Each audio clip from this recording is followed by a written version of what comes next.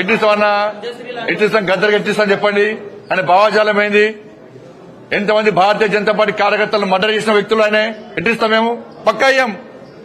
మా కార్యకర్తలను చంపితే మా కార్యకర్తలను చంపిన కార్యకర్తలను పాటలు పాడిన వ్యక్తి గద్దర్. అనేక మంది పోలీసులను ఎన్కౌంటర్ చేసిన విషయంలో గద్దర్.